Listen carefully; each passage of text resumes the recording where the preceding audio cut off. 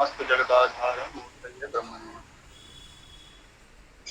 आज ज्योतिष परिचय पाठ्यक्रम के अगले चरण में आप और प्रायः हमारे विषय चल रहा था षडवर्ग विचार, तो लगता है वो पूरा हो चुका है, जिसमें कुछ आपके लिए कार्य भी देखिए रहा था। Recording in progress. और इसके साथ कुछ उदाहरण भी आपके लिए दिए गए थे, तो तक पा रहे हैं आपको उसमें स्पष्टता हो चुकी होगी षडवर्ग विचार में।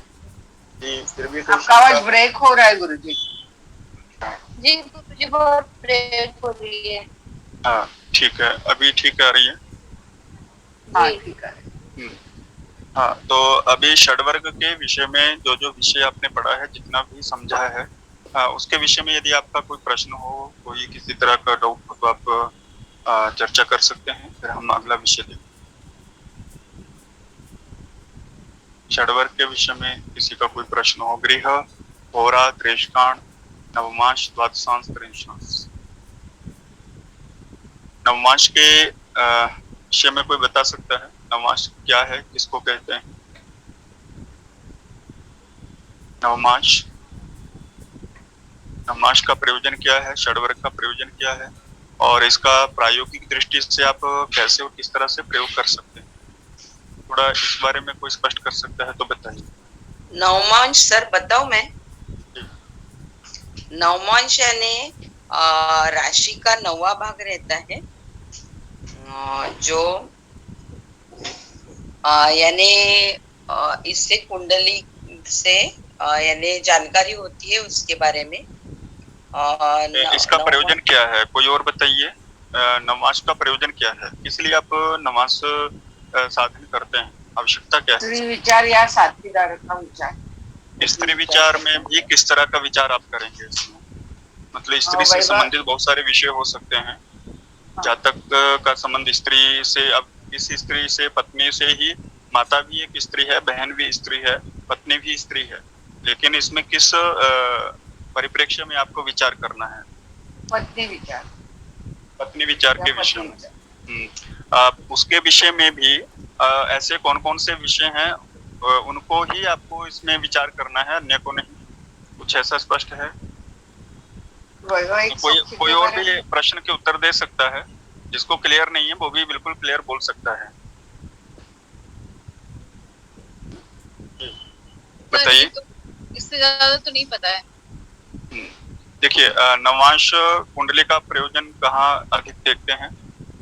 प्रायः लगभग सभी विषयों में आप नवमांश कुंडली को प्रमुखता से देखते हैं। जहां तक लग्न कुंडली को देखने के बाद, लग्न कुंडली का जब आप अध्ययन करते हैं तो नवमांश कुंडली को अध्ययन करते हैं। मतलब बहुत सारे ऐसे विषय हैं जिसको आप नवमांश कुंडली से साधित करते हैं। उसमें होरा शास्त्र में आपके, होरा शास्त्र में बहुत सारे विषय ऐसे हैं, होरा शास्त्र में बहुत सारी विधाएं हैं आगे है? तो उसमें एक प्रश्न विद्या अथवा प्रश्न ज्योतिष को जब आप पढ़ेंगे, उसके विषय में भी चर्चा होगी आगे की कक्षाओं में। तो उसमें भी नवमांश जो आपकी कुंडली है उसका एक बहुत ज्यादा प्रयोजन उसमें देखा जाता है। पति अथवा जातक के जब नवमांश कुंडली को हम देखते हैं तो उसमें प्रमुखतः उसके पति अथवा पत्नी का विचार हम करते हैं, दाम्पत्य जीवन को लेकर के। ठीक है, दाम्पत्य जीवन को लेकर के हम मूल रूप से उसको देखते हैं। और इसके अतिरिक्त कुछ विषय हैं जो नवमांश कुंडली से आपको देखने चाहिए, लेकिन मूल रूप से जब आप बात करेंगे नवमांश की, तो दाम्पत्य जीवन के विषय में ही आप नवमांश कुंडली को अधिक उसको प्रयोजन में लेते हैं। ठीक है, क्लियर? कोई और कुछ प्रश्न हो इसमें तो कोई बता सकता है? आज हम फिर अग्रिम विषय। जी बताइए। हाँ नमस्कार सर। सर अभी आप नवमांश कुंडली के बारे में बता रहे थे ना कि इससे वैवाहिक जीवन का हम देखते हैं। ठीक है, वैवाहिक जीवन का तो देखते हैं, तो इसके अलावा और क्या देख सकते हैं हम इसमें, वो बताओ। देखिए, स्त्री का विचार जैसे हम करते हैं, अब विवाह से पूर्व भी जब हम स्त्री का विचार करेंगे, ऐसा तो नहीं है कि हम दाम्पत्य जीवन की जो प्रारंभ होने के बाद ही हम उसको देखते हैं। तो दाम्पत्य जीवन प्रारंभ होने से पूर्व भी हम उसको देख सकते हैं। मिलान के समय उसका बहुत बड़ा, जब कुंडली मिलान हम करते हैं तो उसमें भी नवांश मैत्री की बात आती है। जब ग्रह दोष आपके बनते हैं, ग्रह मैत्री के दोष उत्पन्न होते हैं, जिसको भकूट विचार भी आप कहते हैं, तो भकूट में जो पांचवा जो क्रम रहता है ग्रह मैत्री का, तो उसमें जब ग्रह मैत्री दोष उत्पन्न होता है तो वहां पे कुछ परिहार आपको मिलते हैं। उन परिहारों में क्या है कि यदि किसी की ग्रह मैत्री नहीं है, अभी तक शायद आपका ग्रह मैत्री विषय हुआ नहीं है ना, तो जब उसको पढ़ेंगे तो उसमें और ज्यादा थोड़ा क्लैरिटी आपको आ जाएगी। जैसे ग्रह मैत्री किसी का मान लीजिए सिंह राशि और मकर राशि का संबंध वहां पे हो रहा है, मिलान आप कर रहे हैं, तो वहां पे दोनों क्या है, शत्रु हैं। तो वहां पे एक आपके लिए परिहार उत्पन्न होता है कि यदि आपकी ग्रह मैत्री नहीं है तो आप नवमांश मैत्री को देख सकते हैं। ठीक है, अब नवमांश मैत्री में भी किसको देखना है, तो आप जो राशि का विचार करते हैं, राशि का विचार आप कहाँ से करते हैं, जैसे चंद्रमा से करते हैं, है ना। तो नवमांश कुंडली में आपने ग्रह स्थापन भी देखा, इस तरह से ग्रहों का स्थापन किया जाता है नवमांश कुंडली में। और उसके बाद जैसे नवमांश कुंडली में चंद्रमा जहाँ पे होगा, जिस राशि में होगा वो उसकी नवमांश राशि होगी। तो उस राशि के आधार पे भी आप ग्रह मैत्री को देख सकते हैं और उसको परिहार रूप में स्वीकार कर सकते हैं। इस तरह के और भी बहुत सारे विषय हैं, प्रश्न शास्त्र में भी इसका बहुत ज्यादा प्रयोग होता है ना, नवमांश का। क्योंकि देखिए इसमें जब आप धीरे धीरे अपने गृह, होरा, दृष्टांत, नवमांश, द्वादशांश, त्रिशांश इत्यादि चीजें आप देख रहे हैं कि एक ही अंश है, मतलब एक ही राशि है, 30 ही अंश हैं, और हम उसके क्या कर रहे हैं, छोटे छोटे टुकड़े कर रहे हैं। मतलब हम फल को जानने के लिए उसके सूक्ष्म अति सूक्ष्म, मतलब स्थूल से सूक्ष्म की ओर उसमें जा रहे हैं। क्योंकि लग्न कुंडली से तो हम प्रत्येक विषय का विचार कर रहे हैं, लेकिन उसके बावजूद हम अलग अलग विषयों को जानने के लिए अलग अलग कुंडली का निर्माण करने की हमें आवश्यकता हुई, और उसके लिए हम और सटीक फल को देख सकें, उसको जान सकें और उसमें और सूक्ष्मता ला सकें, तो उसके लिए हमने इन षड वर्ग, सप्त वर्ग, 10 वर्ग अथवा 16 वर्ग की जो चीजें हैं ज्योतिष शास्त्र में, वो आपको देखने को मिलती हैं। इस तरह से षष्ट्यांश तक ये आपकी एक षष्ट्यांश कुंडली भी बनती है। उसमें मतलब 30/60 है ना, मतलब 30 अंश का आपको 60वां हिस्सा भी आप कर सकते हैं, और उस कुंडली में भी ग्रहों का स्थापन इत्यादि करते हैं, उसका भी एक क्रम है। ठीक है, पाराशर होरा शास्त्र में आप इसको अच्छे से देख सकते हैं, बृहद पाराशर होरा शास्त्र एक ग्रंथ है, उसमें आप देख सकते हैं। ठीक है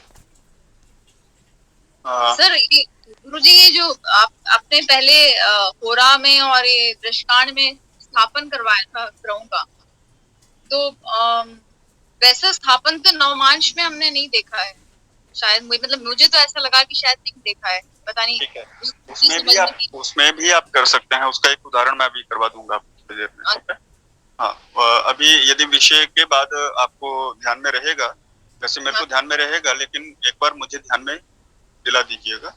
उसका एक उदाहरण नवमांश कुंडली का कैसे स्थापन करना है, अथवा द्वादशांश का है, त्रिशांश का है, तो उसमें भी आप ग्रहों के राशि अंश कला विकला के आधार पे आप उसको ग्रहों का स्थापन कर सकते हैं। ठीक है सर, एक चीज और भी बता देना कि नवांश कुंडली में हम मतलब ग्रह का स्थापन तो हम कर लेंगे, लेकिन उसमें फलित कैसे करते हैं नवांश में, ये एक चीज अलग है। जैसे लगन कुंडली का तो हम कर लेते हैं, पता लग जाता है, नवांश का फलित कैसे करते हैं वो थोड़ा सा बता दें। फलित करने के लिए आपके लिए फलित के कुछ सामान्य नियम रहते हैं, वो भी एक विषय रखा गया है आपके लिए, है ना। तो आज तो नहीं, कल या परसों में वो विषय भी आपका होगा, उसमें फलित के सामान्य नियमों की चर्चा की जाएगी। तो उसकी एक और चीज है कि फलित के नियम करने के लिए, मतलब अथवा उनको पढ़ने के लिए आपको कुछ चीजें हैं, जैसे ग्रह मैत्री है, अथवा जो ग्रहों में अथवा जो राशि में और ग्रहों का और भावों का, इन तीनों का जो अंतर संबंध बनता है, इनके अंतर संबंध से किस तरह के फल की उत्पत्ति होती है, मतलब किस तरह का फल आप उसमें देख सकते हैं, किस तरह का फल आपको प्राप्त होता है। तो इस तरह की चीजों को जानने की आवश्यकता है, उसके बाद ही आप फलित पे आ सकते हैं। मतलब कहने का ये है कि बहुत सारे इन विषयों को जानने के बाद ही आप फलित की तरफ चलेंगे। ठीक है ना, तो उसकी चर्चा भी करेंगे। लेकिन अभी तो हमें क्रम से चलना है, क्योंकि यदि हमारा क्रम आगे पीछे होता है तो विषय में वो गंभीरता और वो मतलब एक होता है कि चैन सर्कल होता है हर विषय का, तो वो आगे पीछे ना हो जाए, है ना। जी ठीक है। अभी तक आपने कुछ षडवर्ग की जैसे बात करें तो षडवर्ग प्रायः आपका हो चुका है। षडवर्ग के बाद में आज ग्रहों के कारक, अभी तक आपने सिर्फ भावों को पढ़ा था, द्वादश भावों को। तो द्वादश भावों को पढ़ने के बाद में आपने अभी तक उनके कारक, जैसे हम राशि को देखते हैं, हा? भाव एक अलग विषय है और राशि एक अलग विषय है।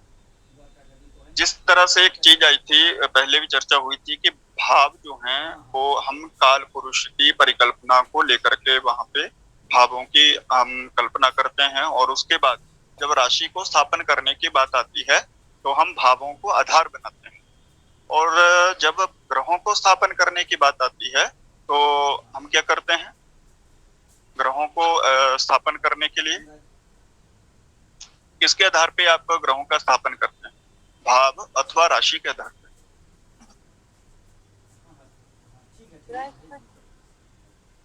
आपने अभी तक ग्रहों का स्थापन देखा था, लग्न कुंडली में भी आपने ग्रहों का स्थापन देखा, तो वहां पे आधार क्या था, भाव या राशि? राशि। राशि मतलब अभी आपको, पहले आपने भाव तो पढ़ा, लेकिन आपको ग्रहों का स्थापन करने के लिए राशि की आवश्यकता पड़ी। मतलब जब उस ग्रह के आपने स्पष्टीकरण किए और आपने देखा कि अमुक ग्रह जो है अमुक राशि पे, इतने अंश पे, इतने कला पे है, इतने विकला पे है, तो आपने देखा कि अमुक इतना मान उसका प्राप्त हो रहा है, तो किस राशि में वो जाएगा, तो वो राशि किस भाव में है वो तो स्वतः वहां पे है, वो तो लगन साधन से हमारा स्पष्ट हो गया, है ना।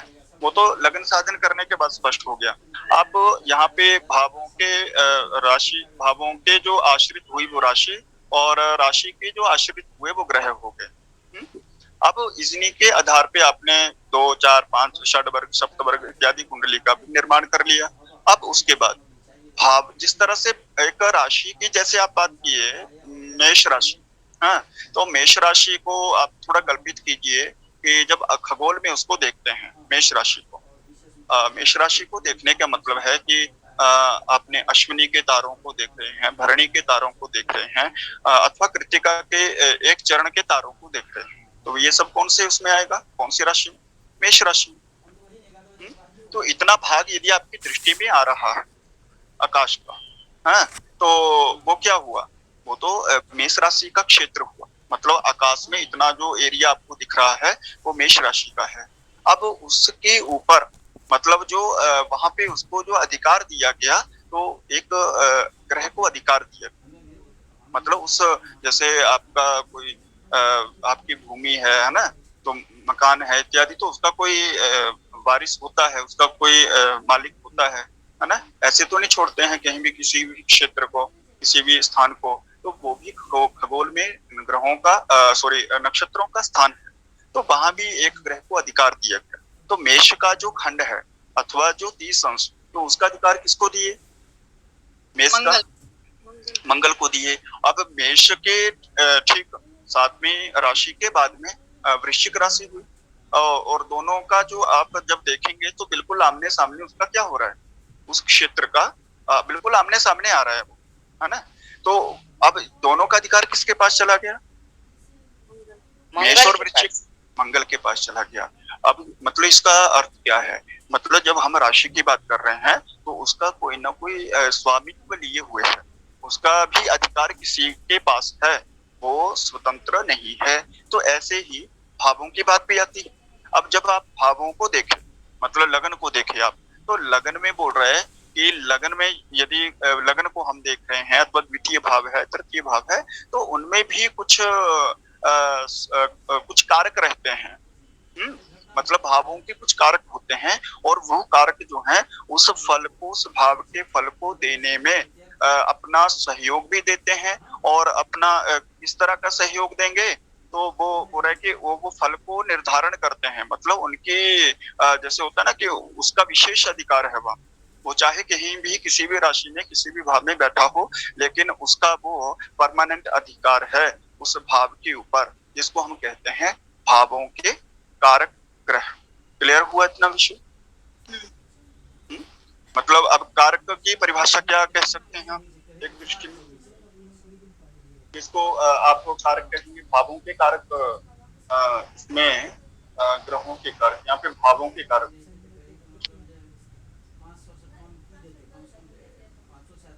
उस भावों के स्वामी हो जाएंगे सर। एक दृष्टि में ऐसा बोल सकते हैं, है ना?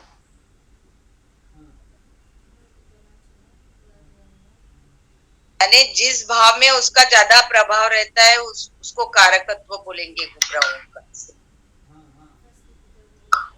देखिए, यही छोटी छोटी शब्द और जो चीजें रहती हैं ना, जैसे भाव का प्रभाव, ग्रह का प्रभाव और अधिकार। मैं अभी प्रभाव शब्द का प्रयोग नहीं किया था, है ना? ये तो अधिकार, अभी तक हम किसकी बात कर रहे थे? अधिकार की। अधिकार है ना? अब इसमें देखिए छोटा सा है, लेकिन इसमें अंतर क्या आ जाएगा? अब प्रभाव तो उसका भी होगा जो ग्रह उस भाव के सामने बैठा हो, है ना, या किसी भी भाव में बैठ करके अपनी दृष्टि भी रखता हो, इस तरह की चीजें भी प्रभाव देती हैं। तो प्रभाव बदल सकता है, प्रभाव अच्छा या बुरा हो सकता है, लेकिन कारक जो होता है वो कारक बदलता नहीं है। मतलब लग्न का कोई कारक है, लग्न का कारक यदि सूर्य को कहेंगे तो सूर्य ही रहेगा, उसका बृहस्पति बुध मंगल इत्यादि नहीं हो सकता। ठीक है? तो यही है, मतलब भावों के जो मूल कारक हैं, मतलब जिस ग्रह का उस भाव के ऊपर प्रथम अधिकार है, वो उस फल को, फल के उस भाव के फल को निर्धारण करने में वो पूरी तरह से जो सक्षम है और उसका अधिकारी है, वही भावों का कारक होता, भाव का कारक होता है। तो भाव के विषय में उनकी संख्या क्या है इत्यादि ये सब विषय तो आप जानते ही हैं, है ना? तो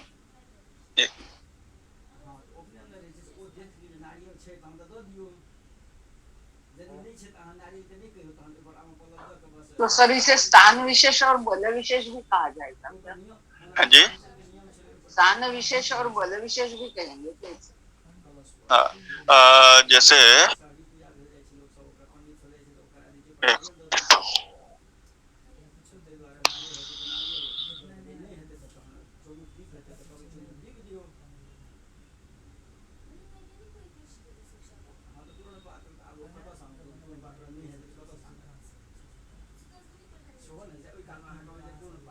इसमें एक आप पहले श्लोक को देखिएगा, इसमें क्या बोल रहे हैं कि भावों के कारक ग्रह। तो सबसे पहले बोल रहा है द्युमणि अमर मंत्री भूसुतः सौम्य सोम सौम्यौ गुरु गुरुरिन तनयारौ भार्गवो भानुपुत्रः दिनकर दिग विद्यौ जीव भानुक्य मंदाः सुरगुरु ऋण सूनुः कारकासु विलग्नात्।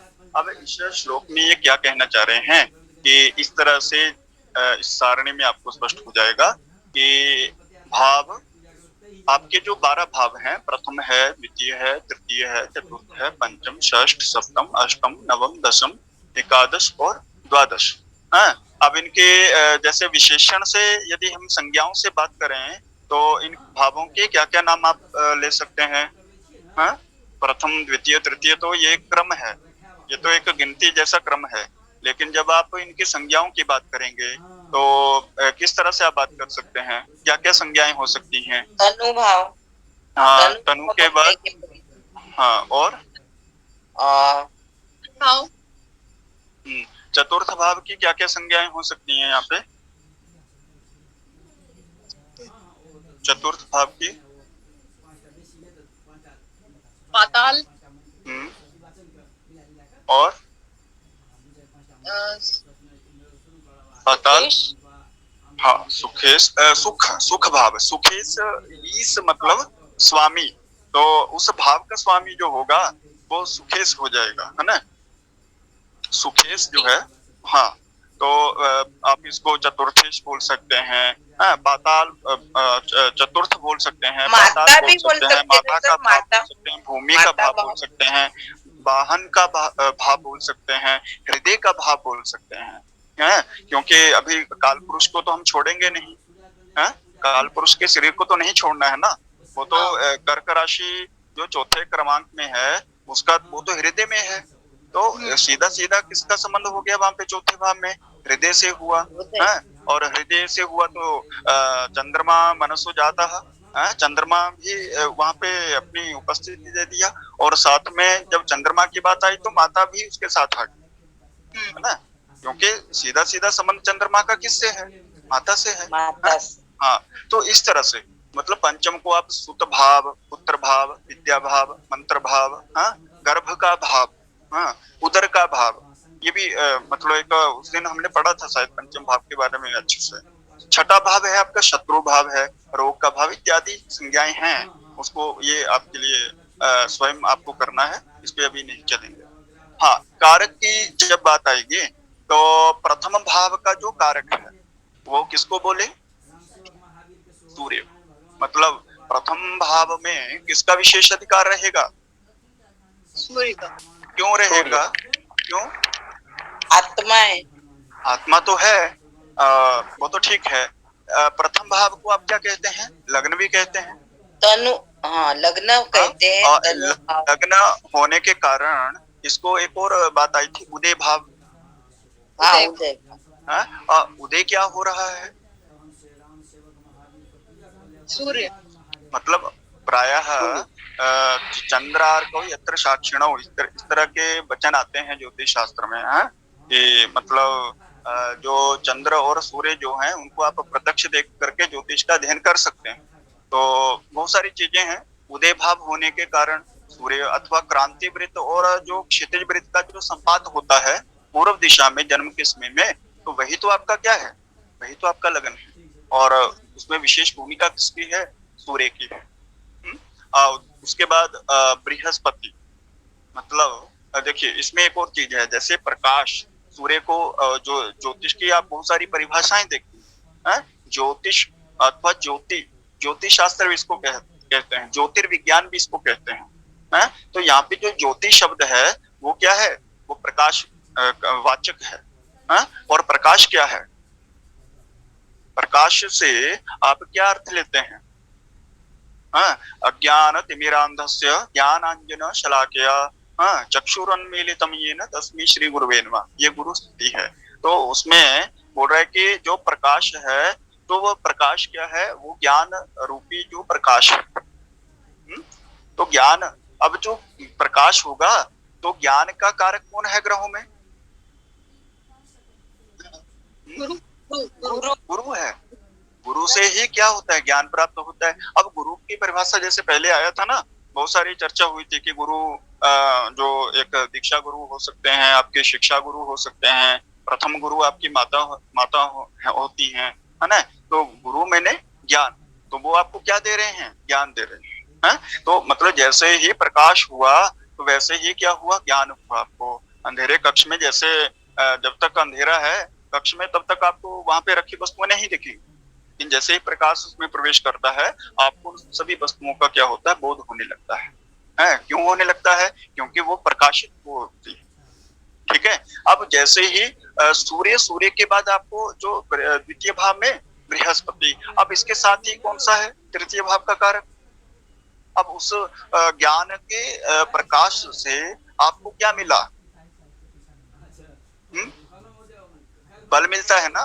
जो पढ़ा लिखा है समाज में, जो मतलब जो ज्ञानी जन है वो तो सदैव क्या होता है, ऊंचे रहता है, वो मतलब किसी ना किसी तरह से बली रहता है, तो उसके मतलब शरीर को नहीं देखा जाता कि हट्टा कट्टा है या दुबला पतला है, तो उसमें जो आत्म बल होता है, उसमें जो बल होता है, बल यहाँ पे आत्म बल भी उसका होता है, शारीरिक बल भी होता है, बाहुबल भी उसको देखते हैं तृतीय भाव से। ठीक है, तो यहाँ पे जो बल का कारक है, यहाँ पे जो आपका मंगल है, वो क्या है, वो आपका पराक्रम, पराक्रम का वाचक है, मतलब वो क्या है, आपका तेज है, वो आपकी ऊर्जा है मंगल। तो यहाँ पे तृतीय भाव में क्या होता है, आप विचारणीय विषयों में पढ़े थे ये सब चीजें,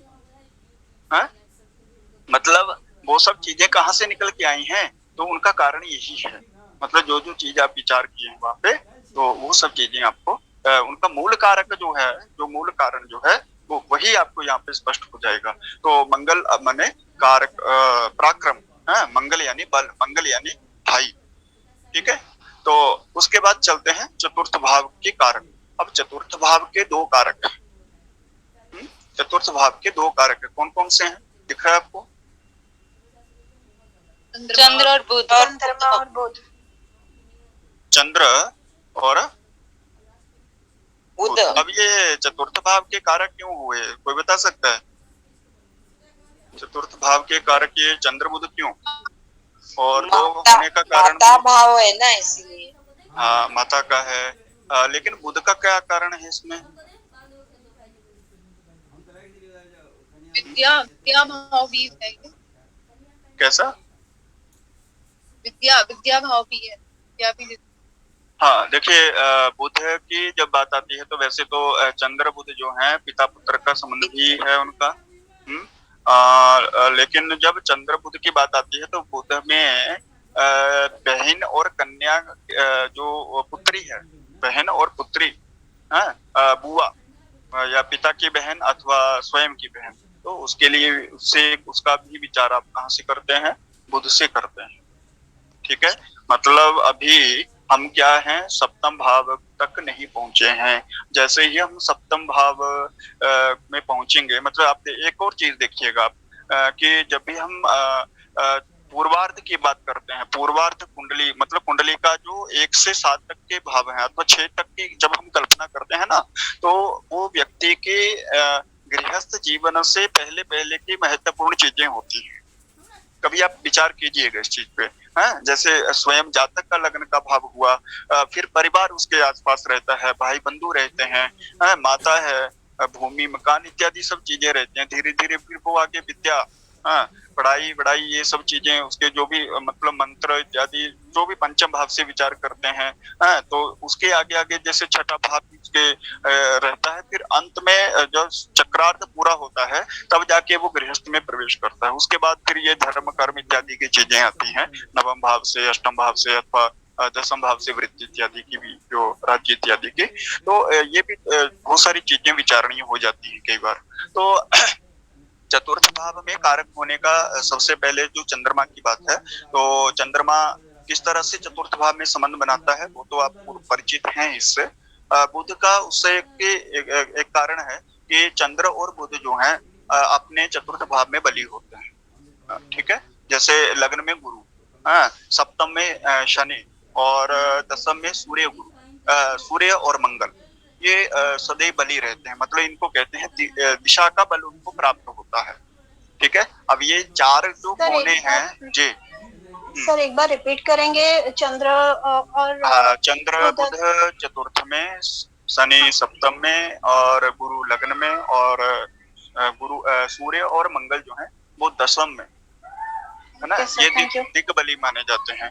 दिग्बली कहने का मतलब क्या है कि वो वहां पे जैसे पूर्व और पश्चिम, और ऊपर जैसे उत्तर और दक्षिण की बात आती है ना, कि आकाश है दसम भाव है तो वो उत्तर है, नीचे आपका जैसे दक्षिणी ध्रुव है तो दक्षिणी ध्रुव की तरफ हम क्या कर रहे हैं, पाताल की कल्पना कर रहे हैं। तो ये मतलब क्या हो रहा है इसमें। अब एक और इसमें चीज देखिए कि जब भी आप दिशा के आधार पे अब उसको देख रहे हैं, और ये दिशा के आधार पे उनका बल कहा गया है, तो उसमें बहुत सारे इसमें तर्क आपको पढ़ने को मिलेंगे, हैं। चंद्रमा का किस तरह से संबंध हो रहा है, और एक नहीं 2 3 4 5 तर्क भी हो सकते हैं किसी ग्रह के किसी भी स्थिति में जाने के लिए, ठीक।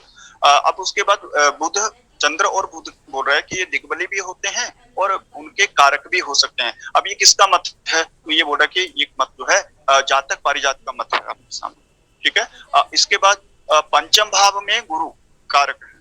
अब देखिए, गुरु आपका द्वितीय भाव में भी कारक हुआ और पंचम भाव में भी कारक हुआ। अब पंचम भाव में क्यों कारक हो रहा है, क्या कारण है। एक ग्रह 2 या 2 से अधिक ग्रहों भावों का कारक हो सकता है, लेकिन पंचम में कारक होने का कारण क्या है इसका। गुरु की प्रकृति, आपने ग्रहों का परिचय पढ़ा है अभी तक या नहीं पढ़ा है, ग्रहों का परिचय। उनका परिचय हाँ हाँ, शायद कल ही कक्षा हुई थी इसकी ना। हाँ, तो क्या होता है ग्रहों का परिचय? गुरु का परिचय पड़ा है? गुरु विद्या का कारक होता है, ज्ञान का। ज्ञान का कारक है। और पुत्र का विचार किससे करते हैं? हाँ, पुत्र का विचार पंचम से हाँ? करते पंचम से करते हैं। संतति का विचार, पुत्र का विचार, हाँ, गर्भ का विचार, गर्भ का विचार किससे करते हैं? पंचम पंचम से करते हैं। अब इसमें गर्भ का भाव जो ग्रह है गर्भ का, उसका विचार भी आप बृहस्पति से कर रहे हैं, गुरु से करते हैं, हैं? और गर्भ का जो भाव है वो कौन सा है? वो भी पंचम है। तो मतलब उनके विषय, ग्रह के विषय और भाव के विषय जो है आपको बिल्कुल मतलब जहाँ पे क्या होता है, प्रकृति एक होती है ना। प्रकृति एक होने का मतलब क्या है? इस प्रकृति में बहुत सारे चीजें हैं, बहुत सारे पिंड हैं, बहुत सारी आप चीजें देखती हैं, लेकिन जो क्या होते हैं एक ही गुण वाली चीजें रहती है ना। अब चुंबक है तो चुंबक का जो दूसरा टुकड़ा होगा वो स्वयं उसमें क्या हो जाएगा, उसके गुणों को स्वीकार कर लेगा, है ना। मतलब एक ही प्रकृति है उसकी। तो यहाँ भी मतलब जो भाव है वो उस ग्रह की प्रकृति को क्या कर रहा है, स्वीकार कर रहा है? तो इसलिए मतलब उसी में वो क्या हो जाता है, उसी में वो समाविष्ट हो जाता है। फिर छठे भाव की बात आती है। अब छठे भाव में देखिए शत्रु भाव, तो दोनों क्या है इसके, कौन कौन है इसके कारक? शनि और मंगल। हाँ, अब शनि कैसे शत्रु हो सकता है और मंगल कैसे शत्रु हो सकता है, मतलब उसका कारक होने का कारण क्या है? शनि को क्या कहा है ग्रहों में, क्या है, किस पद पे है शनि?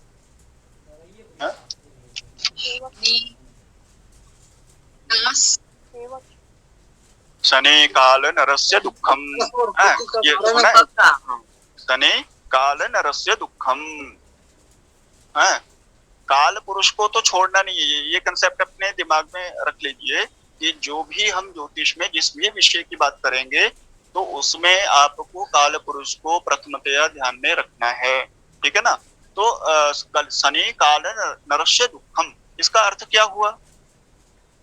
काल पुरुष का दुख है कौन? शनि है। अब दुख क्यों है? दुख का मतलब क्या है यहाँ पे? तो मतलब ऐसा तो नहीं है कि शनि सदैव दुख देता है, लेकिन हो रहा है कि जो भी हम दुख से जो दुख देने वाले जो विषय हैं उनका विचार जो है वो आप शनि से करें। अब देखिए, अब शनि को क्या कहा, एक और चीज उन्होंने कही कि शनि जैसे जो सूर्य चंद्र हैं वो राजा, मंगल मंत्री इत्यादि, बुध सचिव, गुरु जो है मंत्री, है ना। तो यहाँ पे बोल रहे गुरु भार्गव सचिव, सचिव है ना। तो ये गुरु भार्गव यानी गुरु शुक्र सचिव हो गए। अब शनि को बोला कि भृत्य है, क्या कहा? सेवक है। मतलब आपके जो सेवक होंगे, अब आपके सेवक जरूरी नहीं कि घर में काम करने वाला नौकर ही हो। सेवक मैंने मतलब जो आपके लिए कार्य कर रहे हैं वो आपके सेवक हैं। तो पूरा कि अब वो भी कई बार दुख का कारण हो जाते हैं, है ना। समय से काम ना करें तो वो भी तो दुख का कारक हो गए, वो वहां भी तो कष्ट हुआ है। तो छठे भाव वो भी क्या है, एक तरह से उनमें काम ना करके दुख देने का वो भी एक रोग हो जाता है। तो बोला कि शत्रु, तो रोग भी तो क्या है, रोग भी शत्रु, छोटा रोग है बड़ा रोग है वो एक अलग विषय है, साध्य रोग है असाध्य रोग है वो एक अलग विषय है, जन्मकालिक रोग है अथवा किसी अलग समय में आकर के किसी विशेष आयु में आकर के आपको रोग हो रहा है वो एक अलग विषय है। लेकिन रोग क्या है, मनुष्य का शत्रु है। तो बोला कि छठा भाव, अब इनको बोला कि शनि और मंगल जो है, मंगल, अब मंगल किस दृष्टि में, तो बोला कि एक तो हुआ शनि जो भृत्य इत्यादि का कारक है, और मंगल, अब दोनों क्या है देखिए, क्रूर ग्रह है। शनि मंगल क्या है, क्रूर ग्रह है। तो बोल रहे कि अब ये जो क्रूर भाव हैं उनके आप देखेंगे कि क्रूर ही उनके कारक होंगे, है ना। क्रूर मैंने क्या, जैसे 6, 8, 12 को आप त्रिक भाव भी कहते हैं। क्या कहते हैं? त्रिक, त्रिक भाव। तो 6, 8, 12 ये भाव जो है बोल रहे कि ये अशुभ फल को उत्पन्न करते हैं। तो अशुभ फल को उत्पन्न कर रहे हैं तो वहां पे उस भाव को बैलेंस करने के लिए कारक कौन होगा, तो बोल रहा है कोई अशुभ ग्रह ही होना चाहिए। ठीक है, जहाँ पे ज्यादा उत्पात होते हैं ना, जिस स्थान में, जिस शहर में ज्यादा उत्पात, तो वहां का जो शासक है वो भी क्या करता है, कठोर दंड नीति का प्रयोग करता है। हाँ? कोई किसी के शरीफ को वहां का राजा बना दिया जाए अथवा कोई मंत्री नेता बना दिया जाए तो उसको वो क्या हैंडल नहीं कर पाए, तो उसको बैलेंस करने के लिए। और इसमें एक और चीज हमने क्लियर की थी कि आपका जो नकारात्मक भाव, ग्रह, राशि इत्यादि कुछ भी, तो जब दूसरे नकारात्मक के साथ वो मिलता है तो वो उस चीज को क्या करता है, बैलेंस कर देता है। ठीक है ना, तो यहाँ भी यही चीज है कि उसका जो, जिस भाव का जो कारक है और उससे जो फल का विचार हम किए हैं, तो बोल रहे हैं कि उस भाव के कारक ग्रह के अनुसार ही हम किए हैं। ठीक है ना, अब उसके बाद आती है बात सप्तम की। अब सप्तम में देखिए कौन है, सप्तम का कारक शुक्र है। शुक्र है। अब सप्तम का कारक शुक्र है, तो शुक्र को क्या कहा है, शुक्र मैंने जैसे गुरु चंद्र, बुध और शुक्र, ये क्या है, शुभ ग्रह। हाँ, शुभ ग्रह भी हैं और ये तीनों स्त्रीवाचक ग्रह हैं। स्त्रीवाचक मैंने इसलिए कि पत्नी का जो कारक है, पत्नी का जो वाचक, पत्नी का जो संबंध बताने वाला ग्रह है वो है आपका शुक्र। माता का संबंध बनाने वाला जो है, बताने वाला है, वो है आपका चंद्रमा। और बहन, बुआ इत्यादि का संबंध बताने वाला ग्रह जो है वो है आपका बुध। तो यहाँ पे शुक्र जो है वो पत्नी का कारक है। अब शुक्र को उस दृष्टि में देखिए, शुक्र को क्या कहा है ग्रहों में, जब ग्रहों के शरीर, काल पुरुष के शरीर की कल्पना हम कर रहे थे तो उसमें शुक्र को क्या स्थान दिए, शुक्र को क्या स्थान दिए, सूर्य से हड्डी का, चंद्रमा से मन का। हाँ, तो ये भी तो विचार किए हैं ना, पढ़ा है आपने, पढ़ा तो होगा। हाँ, मज्जा, मांस, हमारे शरीर में मज्जा का कारक, बसा का कारक है। हाँ, तो वीर्य का कारक कौन है, हाँ? तो जहाँ पे वीर्य की बात आती है वहां पे शुक्र की बात आती है ना, प्रजनन की बात आती है वहां पे शुक्र की बात आती है। तो बोल रहे हैं कि यहाँ पे अब जो जाया भाव है वो लग्न उसके बिल्कुल विपरीत और पत्नी का भाग है। और पत्नी का जो जैसे पत्नी से क्या है, पत्नी से ही संतान उत्पत्ति होती है, पत्नी से ही वंश की वृद्धि होती है। तो वहां पे वो जो कारक होगा वो शुक्र होगा, मतलब उसके जो गुण हैं, उस शुक्र के जो गुण हैं वो पत्नी भाव के लिए, और मतलब दोनों की प्रकृति क्या है वो एक समान वहां पे हो जाती है, इसलिए शुक्र को वहां पे उसका अधिकार दिया गया, शुक्र को उसका कारक कहा गया। उसके बाद शनि, शनि अब देखिए, जिस व्यक्ति के जीवन में दुख कम होगा, हाँ, अथवा दुख ज्यादा होगा, तो दोनों स्थिति में क्या होगा, उसकी आयु के ऊपर भी प्रभाव पड़ेगा। हाँ? ये तो मनोविज्ञान भी कहता है ना कि आपके मन मस्तिष्क में यदि किसी तरह की कोई चिंता है, किसी तरह का कोई क्लेश है, तो आपकी आयु जो है निज स्वतः ही क्या होती है, कम होती चली जाती है। मनोविज्ञान तो कहता है ये। तो बोल रहा है कि यदि शनि आपका दुख कारक है, अष्टम भाव यानी शनि जिसका कारक है, जिस भाव का, यदि वो आपका कष्ट कारक है, कष्ट कारक स्थिति में है, कष्ट कारक फल को देने वाला है, तो निश्चय ही वो आपके अष्टम भाव को भी प्रभावित करेगा। आपकी आयु का निर्धारण कौन करता है, तो आयु का निर्धारण आपका शनि करता है। अष्टम भाव में यदि शनि है, मतलब जो भाव जो ग्रह जिस भाव में है उस भाव से संबंधित फल को कारक ग्रह की जब हम बात करेंगे, है ना, जो कारक ग्रह अपने ही यदि भाव में, कारक भाव में बैठा हो तो उस फल की वृद्धि कर देता है। इसलिए अष्टम भाव का जो शनि है वो आयु को बढ़ा देता है। ये फलित में आप ये चीजें पढ़ोगे आगे कि उसके नियम क्या होते हैं, किस तरह से वो करते हैं, लेकिन एक उदाहरण के साथ यहाँ पे आपको बताने का प्रयास किया जा रहा है। ठीक है, तो मतलब अष्टम भाव का इसलिए उसको कारक कहा क्योंकि उसका शनि का संबंध किससे है, आयु से है, और अष्टम भाव का संबंध भी किससे है, आयु से है। और यहाँ पे आपने दो भाव देखे थे शायद आयु के, कौन कौन से हैं दो भाव देखे थे ना आयु के। अष्टम को, अष्टम के अतिरिक्त कौन सा भाव,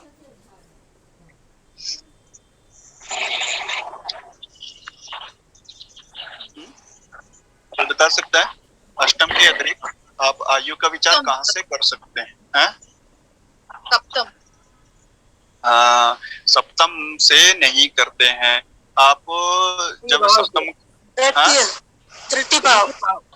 हाँ, तृतीय भाव से, तृतीय भाव से और सप्तम तो उस आयु का द्वादश भाव हो गया ना। जो आपका अष्टम भाव और तृतीय भाव आपकी आयु के कहे, तो उनसे 12वां भाव उसका क्या हो गया? आयु का व्यय करने वाला हो गया। तो इसलिए द्वितीय और सप्तम को वहां पे एक संज्ञा दी गई थी, मार्क भाव। मार्क भाव, क्योंकि वो आयु के भाव से पारवे हैं, इसलिए उनको क्या कहा? मार्क भाव। क्लियर? अब आगे चलें नवम भाव के ऊपर। हाँ, नवम भाव। अब देखिए नवम भाव का जो संबंध है, मतलब उसका जो कारक है, वो क्या कहा? सूर्य और गुरु। हाँ, सूर्य और गुरु। अब इसमें सूर्य को क्यों कहा? नवम भाव का कारक तो लग्न, लग्न का कारक भी तो सूर्य है। तो नवम का भी कारक सूर्य कैसे हुए? वहां तो ठीक है, हम ये समझ रहे हैं कि पूर्व राशि है, पूर्व दिशा की राशि है, तो पूर्व दिशा का स्वामी ही सूर्य होता है, वो भी एक कारण है।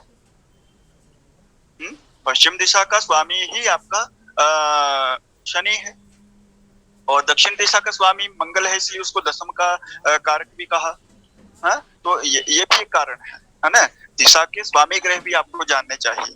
जब आप उसके सामान्य पूजन इत्यादि जो कर्म करते हैं ना, तो उसमें 10 प्रकार की जो दिशाएं हैं, उसमें दिक्पाल की बात आती है, तो वहां भी ज्योतिषीय आधार है ना। वहां भी इस तरह से जो दिशाओं में ग्रहों की पूजन नहीं होता है, वहां भी ज्योतिष का आधार है। तो प्रत्येक चीज में आप ज्योतिष को देखेंगे, जब आप उसको पढ़ेंगे, जब उसको आप महसूस करेंगे उस चीज को। तो यहाँ पे नवम भाव पहले सूर्य को क्यों कहा? अब देखिए सूर्य क्या है आपके ग्रहों में? ग्रहों में क्या कहा है उसको? क्या भूमिका निभाता है सूर्य? राजा है। और यदि शरीर, काल पुरुष के शरीर की बात करें तो सूर्य का स्थान कहाँ है? आकाश। काल पुरुष के शरीर में सूर्य का स्थान का आत्मा, मन, हाँ, इत्यादि की बात होती है। आत्मा, सूर्य आत्मा जगतः, सूर्य आत्मा जगतः, जगत की आत्मा है सूर्य। आप ज्योतिष शास्त्र पढ़ रहे हैं, ये मत भूलिए। सबसे पहले उदय, सबसे पहले जिसका उदय हुआ, इसीलिए उसको आदित्य कहा। आदित्य किसको कहते हैं? आप इसको चाहे भारतीय पद्धति से देखें, वैदिक पद्धति से देखें, अथवा आधुनिक पद्धति से देखें। बिग बैंग थ्योरी को आपने देखा होगा, मतलब उसके बारे में पढ़ा होगा, विस्फोट सिद्धांत, बिग बैंग थ्योरी। तो वहां भी उस जो हिरण्यगर्भ की बात आती है कि एक सोने का अंडा था, उसमें विस्फोट हुआ, और जितना भी पदार्थ है, जितनी भी गति है, जितना भी ऊर्जा है, सब वहीं से उत्पन्न हुआ। तो ये सूर्य भी उसी का एक स्वरूप है, उसी से उत्पन्न, मतलब सूर्य मतलब प्रकाश की उत्पत्ति, ऐसा बोल सकते हैं। तो अब ये नवम भाव में क्यों आया? नवम भाव में कारक कैसे बन गया? तो बोल रहा है कि नवम भाव जो है आपके प्रारब्ध का कारक है। प्रारब्ध मैंने क्या? आपके भाग्य का कारक है नवम भाव। अब ये भाग्य क्या है? अब भाग्य बताइए कि आपके शरीर से जुड़ा है, आपकी आत्मा से जुड़ा है? आत्मा। आत्मा से जुड़ा है। शरीर तो एक निश्चित अवधि में 50, 60, 100, 200, 500 साल की उम्र के बाद में ये तो नष्ट हो जाएगा। ये तो लेकिन पंच महाभूत से भी ऊपर जब वो चीज आती है ना, तो उसको हम क्या कहते हैं? आत्म तत्व। अब उसकी परिभाषा अलग अलग हो सकती है, विज्ञान की दृष्टि में, ज्योतिष की दृष्टि में, दर्शन की दृष्टि में, वेद की दृष्टि में, वो एक अलग विषय है। आत्मा को आप किस स्वरूप में देखते हैं? और मुझे लग रहा है कि अभी आप चिंतन करेंगे तो आपको ये भी नहीं बता पाएंगे कि आपके शरीर में आत्मा है कहाँ, है ना। तो थोड़ी 1 मिनट के लिए भी अभी आप सोचेंगे तो अभी आत्म तत्व को नहीं ढूंढ पाएंगे शरीर। है?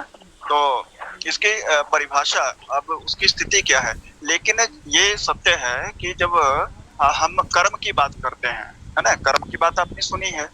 प्रारब्ध क्या है? कर्म का ही एक स्वरूप है। आप नवम भाव का विचार उससे कर रहे हैं, धर्म का विचार उससे कर रहे हैं।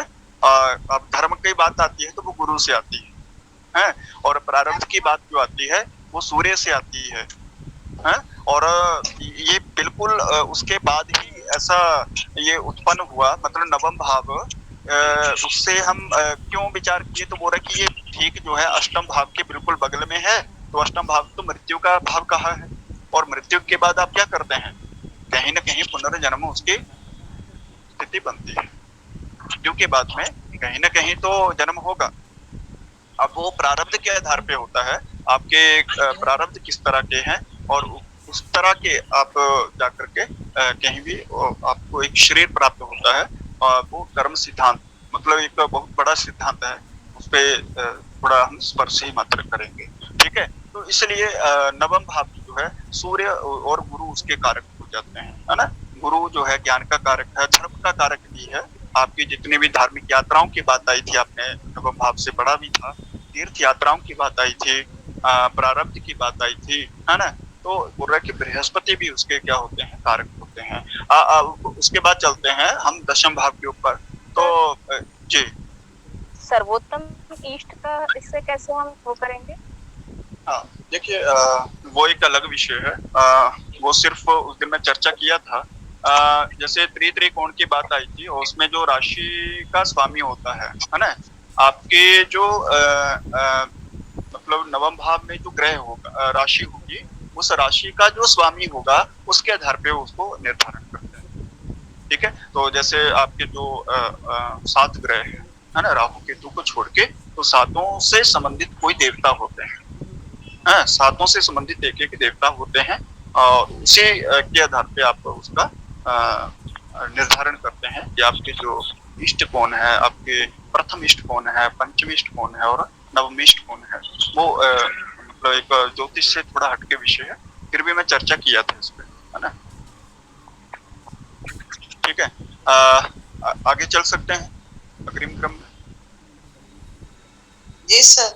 हाँ, अब इसमें दसम भाव में देखिए आपके 4 ग्रह इसमें कारक हो रहे हैं। अब चारों का क्या लॉजिक आपको लग रहा है? इसमें कुछ लग रहा है? सूर्य है, बुध है, गुरु है, शनि है। सूर्य, बुध, गुरु, शनि, कर्म भाव है इसलिए। हाँ, कर्म का कारक कौन है यहाँ पे? कौन सा ग्रह है? कर्म का जो कारक है वो कौन सा ग्रह है? शनि है। हाँ, शनि को ही तो आपने काम करने के लिए रखा है ज्योतिष में। मतलब शनि क्या है?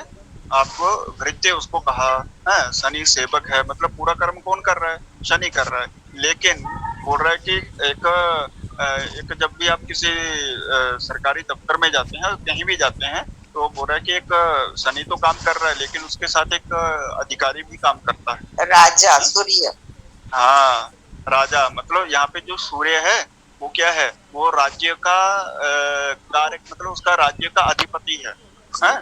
इस मतलब सूर्य को उस राज्य का जब भाव हम दशम भाव को बोल दिए, तो उस राज्य का कोई राजा तो होगा, उस राज्य में कोई अधिकार करने वाला होगा, है? तो बोल रहा है कि सूर्य भी उसका कारक होता है।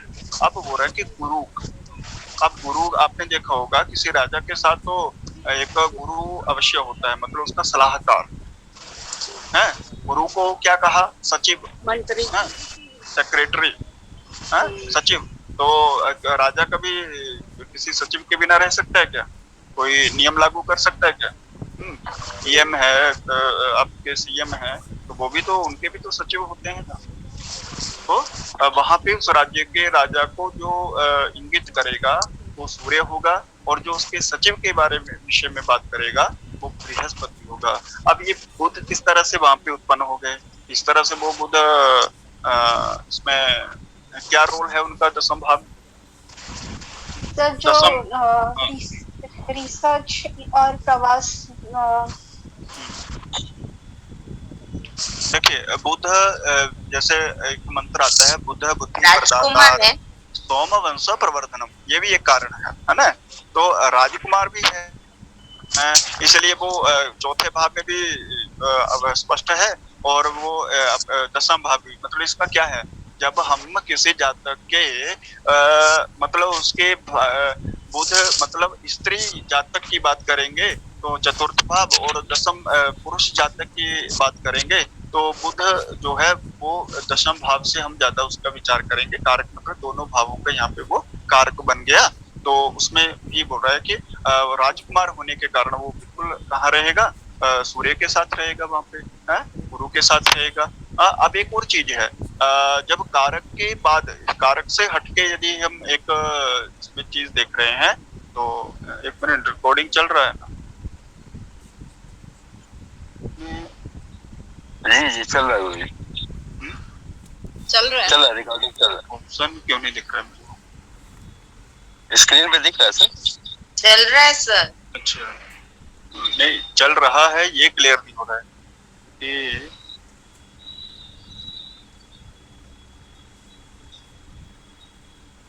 तो पॉइंट तो दिख रहा है। चलिए, हाँ तो जब इसमें बोल रहा है कि जो मंगल की बात आती है ना, कारक के अतिरिक्त बोल रहा है कि मंगल भी दशम भाव में क्या होता है, वो बली होता है ना। ग्रह बल आप पढ़ेंगे बाद में, लेकिन उसका एक कारण क्या है, उसका कारण है कि मंगल जो है दशम आपकी दक्षिण दिशा का स्वामी, ठीक है। अब ये कैसे आपको पता चला कौन ग्रह है किस दिशा का स्वामी है, तो एक श्लोक आता है लघु जातक में, रविशित कुज राहु यमेंदु सौम्य बाकपतयः, ठीक है। कि रवि सित यानी शुक्र, कुज यानी मंगल, राहु सौम्य यम सौम्य, चंद्र बाकपति, बाकपति यानी बृहस्पति। तो ये क्रम से जो आपकी आठों दिशाएं होती हैं उनके स्वामी हो जाते हैं, ठीक है, राहु को मिला करके, मतलब केतु को छोड़ करके।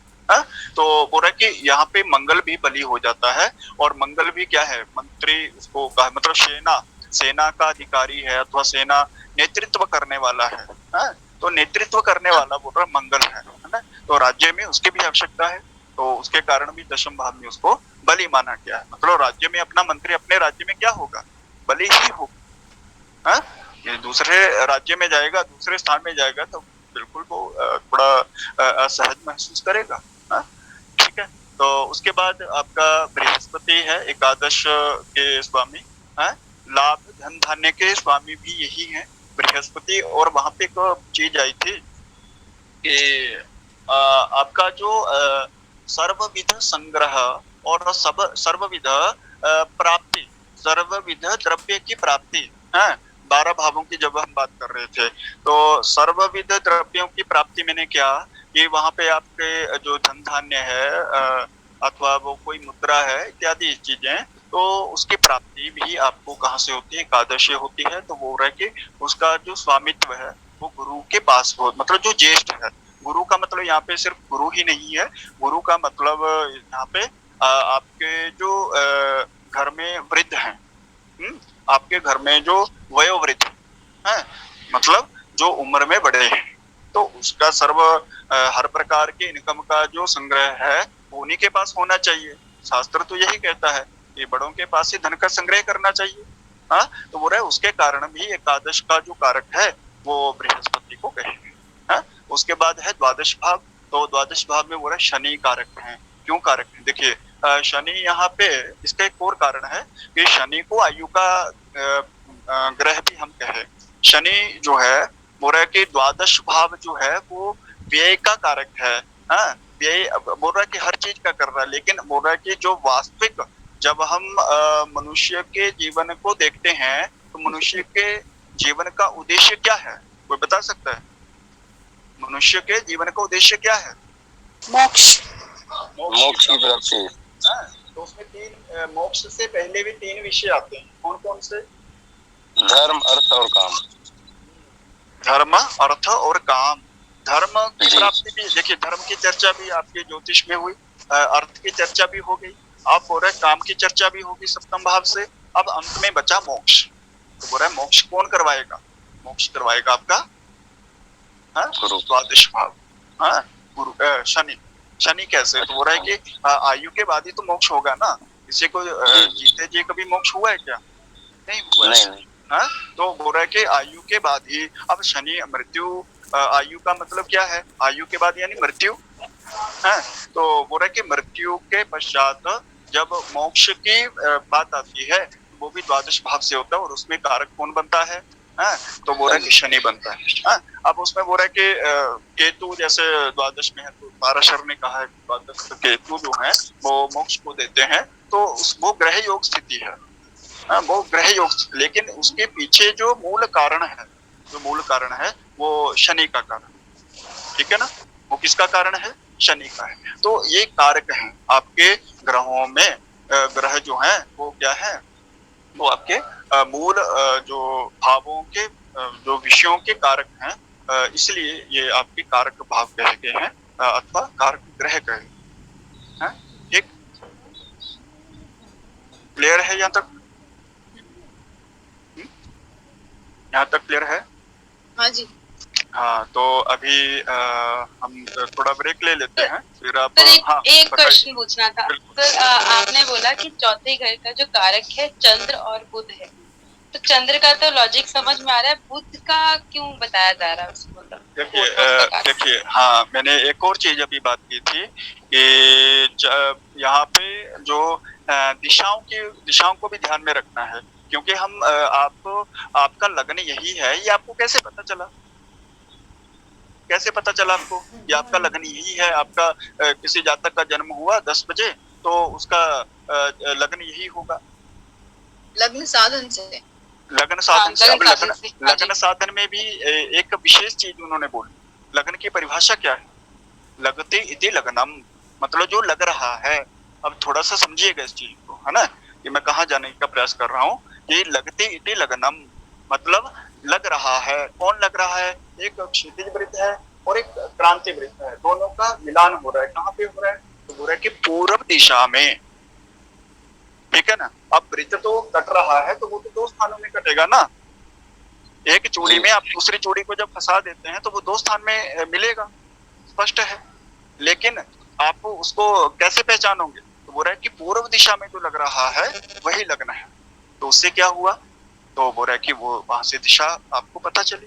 अब बोल रहा है कि दिशा का एक ग्रह भी होगा, स्वामी ग्रह, तो वहां पे सूर्य को कहा, दक्षिण में मंगल को कहा, और अभी एक पंक्ति मैंने कही थी, रवि सिद्ध पूज्य राहु यमेंदु सौम्य बाक पतयः, ठीक है ना। इसको आप लिख भी सकते हैं।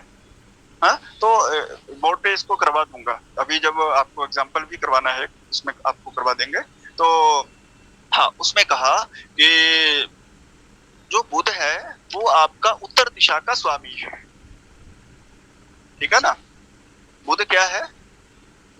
उत्तर दिशा का स्वामी है। अब चतुर्थ भाव आपका जब आप देखेंगे तो कौन सी दिशा में जाएगा? पूर्व, और पूर्व में जब आप मुख करेंगे तो आपके राइट साइड में क्या आएगा? दक्षिण आएगा। दक्षिण आएगा। हाँ, और लेफ्ट साइड में क्या आएगा? उत्तर आएगा। उत्तर आएगा। हाँ, तो बोल रहा है कि बुध जो है वो आपका पूर्व उत्तर दिशा का स्वामी भी है, इसलिए उसको भी वहां पे उसका भी अधिकार है। हाँ, उसका भी कारकत्व को वहां पे ग्रहण करना है। और दूसरा कारण जो है कि वहां पे बुध और मतलब बहन और माता, सबसे पहला संबंध जातक का अपनी बहन माता के साथ ही होगा, बाद में जाके 7वें भाव में पत्नी से होगा, ठीक है ना। तो ये बुध का कारण है। ठीक, अच्छे से क्लियर हो गया आपने। तो अभी 2 मिनट का हम ब्रेक लेते हैं, फिर हम शुरू करेंगे एक नया विषय, ठीक है। 2 मिनट का यहाँ पे ब्रेक लेंगे, मतलब 12:15 पे 8:15 पे हम मिलते हैं।